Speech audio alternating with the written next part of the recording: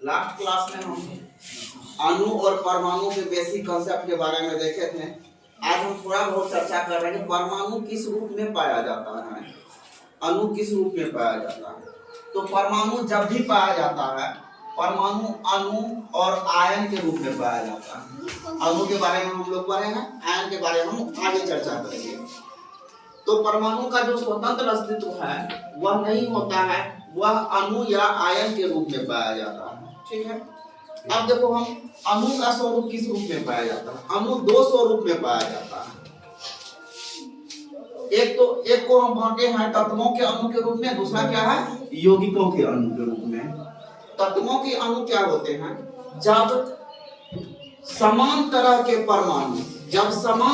परमाणु आपस में मिल करके एक यौगिक का निर्माण करते हैं, एक अणु का निर्माण करते हैं, उस तरह के अणु को हम तत्वों के अणु कहते हैं। थोड़ा बढ़िया से ध्यान से देखना, समान तरह के परमाणु, इसमें क्या है समान तरह। एक उदाहरण लेते हैं, ध्यान देना, हाइड्रोजन है और हाइड्रोजन है। यहाँ क्या है? दो हाइड्रोजन समान तरह के परमाणु है। यह आपस में मिलकर के हाइड्रोजन गैस बनाया, जो क्या है अणु है, H2 के रूप में पाया जाता है, क्योंकि यहाँ दो या दो से अधिक परमाणु आपस में मिलकर के क्या बना है अणु। तो समान तरह के परमाणु आपस में मिलकर जब अणु का निर्माण करते हैं, इस तरह के अणु को हम लोग कहते हैं तत्वों के अणु। क्या कहते हैं? तत्वों के अणु, मॉलिक्यूल्स ऑफ एलिमेंट। ठीक, जैसे कि एक उदाहरण और लिए हम, हाइड्रोजन और हाइड्रोजन मिलकर क्या बनाता है O2। यहाँ हाइड्रोजन एक परमाणु है, ऑक्सीजन एक परमाणु है, ऑक्सीजन एक परमाणु है, दूसरा परमाणु, दोनों समान तरह के परमाणु है ना। दोनों मिलकर के ऑक्सीजन गैस बनाया है। दोनों मिलकर क्या बनाया? Oxygen gas. और ऑक्सीजन गैस का स्वतंत्र अस्तित्व होता है प्रकृति में। तो इस तरह के अणुओं को हम लोग क्या कहते हैं? तात्विक अणु। तत्वों से मिलकर बने अणु को तात्विक अणु कहते हैं। ठीक है, ध्यान में रहेगा। इसके बाद एक शब्द आता है, बार बार हमसे पूछा जाता है, एटॉमिसिटी। परमाणुकता क्या है? एटॉमिसिटी क्या है? परमाणुकता किसी तत्व के एक अणु में उपस्थित परमाणु की संख्या, किसी तत्व के एक अणु में उपस्थित परमाणु की संख्या परमाणुकता कहलाती है। क्या कहलाती है? परमाणुकता। मतलब किसी एक तत्व में, जैसे कि हाइड्रोजन एक तत्व है, यौगिक है, अणु है, तो इसमें क्या को परमाणु पाया जाता है? दो को। इसका परमाणुकता कितना होगा? 2। यही हम एक उदाहरण लेते हैं, O3, ओजोन जो होता है, इसमें कितने परमाणु पाए जाते हैं? 3 परमाणु ऑक्सीजन के पाए जाते हैं। इसका परमाणुकता कितना हो गया? 3। वही बात हम यहाँ लिखे हैं, द्विपरमाणु अणु 2 परमाणुओं से बने होते हैं, जैसे नाइट्रोजन गैस N2H2O2। इसका परमाणुकता कितना हो जाएगा? 2। इसका परमाणुकता कितना हो जाएगा? 2। पूछेगा द्विपरमाणु का परमाणुकता कितना होता है? 2। त्रिपरमाणु का परमाणुकता कितना होता है? मतलब कितना परमाणु उसमें रहता है? 3। इसको कहते हैं डायमोलिकुलर।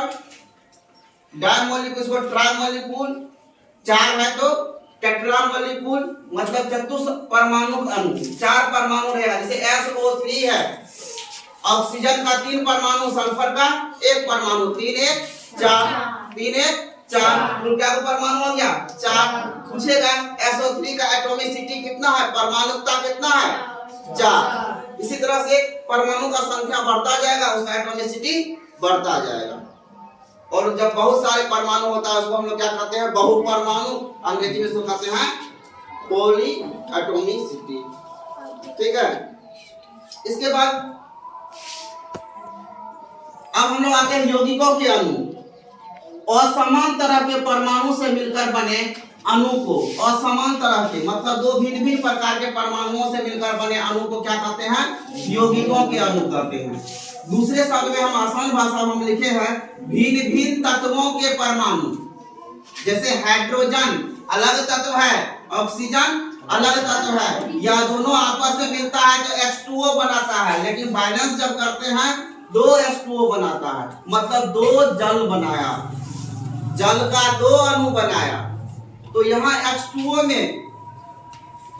में 2 अलग अलग हाइड्रोजन के भी परमाणु है और ऑक्सीजन के भी परमाणु है। 2 अलग अलग परमाणु हैं। कितने हैं? दो अलग अलग परमाणु है, और इस तरह के परमाणु को क्या कहते हैं? यौगिकों के अणु। क्या कहते हैं? यौगिकों के अणु। क्योंकि H2O क्या है? H2O क्या है? एक यौगिक है। H2O क्या है? एक यौगिक है। H2O क्या है? एक यौगिक है। इसके बाद थोड़ा सा ध्यान देना है, यहाँ फोकस करना है, पॉइंट करके हम ब्लैंक स्पेस पे हम क्या बता रहे हैं? जब परमाणु सबसे छोटा इकाई है किसी भी पदार्थ का, सबसे छोटा कण है, ध्यान देना, परमाणु क्या है? सबसे छोटा कण है। कई परमाणु मिलकर के क्या बनाता है? कई परमाणु मिलकर के क्या बनाता है? अणु। कई परमाणु मिलकर के क्या बनाता है? अणु। और परमाणु किसका कण है? परमाणु किसका कण है? तत्व का। जब भी तत्व की चर्चा करेंगे, जब भी तत्व का चर्चा करेंगे, तत्व का छोटा इकाई क्या है? परमाणु। जब भी तत्व का चर्चा करेंगे, तत्व का छोटा इकाई क्या होता है? परमाणु। जब भी यौगिक का चर्चा करेंगे, जैसे यौगिक के कण बताओ, मतलब यौगिक के अणु बताओ, यौगिक के अणु बताओ, यौगिक के अणु बताओ। जिस तरह से परमाणु का छोटा इकाई क्या, सॉरी, तत्व क्या है? परमाणु का तत्व का छोटा इकाई क्या है? परमाणु। यौगिक का छोटा इकाई क्या है? अणु। इसी तरह से कई सारे तत्व मिलकर के क्या बनाते हैं? परमाणु। सॉरी, कई तरह के परमाणु मिलकर के क्या बनाते हैं? अणु। कई तरह के तत्व मिलकर के क्या बनाते हैं? यौगिक। यह रिलेशन है, थोड़ा ध्यान देना है छोटा चीज, लेकिन रिलेशन देखो। तत्वों के छोटे कणों को हम लोग परमाणु कहते हैं, ठीक है। यौगिक के छोटे कणों को अणु कहते हैं, क्योंकि यौगिक जब भी बनेगा कई सारा तत्व रहेगा, उसमें कई सारा तत्व रहेगा, मतलब कई तरह का परमाणु रहेगा, कई तरह के परमाणु रहेगा, तो उसको हम अणु कहते हैं, ठीक है ना। तो यह रिलेशन है तत्व, यौगिक, अणु, परमाणु। तत्व का छोटा कण, तत्व का छोटा कण परमाणु, यौगिक का छोटा कण अणु।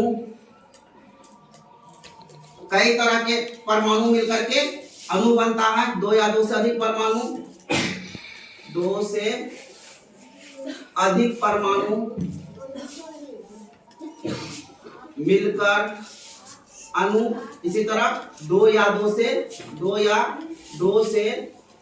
अधिक तत्व मिलकर यौगिक, ठीक है। थोड़ा सा जूम करके फोकस कर देना है, छोटा चीज लेकिन बेसिक कंसेप्ट है। इसी चीज को बच्चा कंफ्यूजन में रखता है और आगे परेशानी होती है, ठीक है। तो आज के कंसेप्ट में हम लोग तत्व के बारे में, यौगिक के बारे में थोड़ा बहुत चर्चा किए हैं। आगे हम तत्व यौगिक का पूरा डिटेल चलेंगे। अणु और परमाणु का कंसेप्ट, बेसिक कंसेप्ट लगभग समाप्त हो गया है। आगे की क्लास में हम द्रव्यमान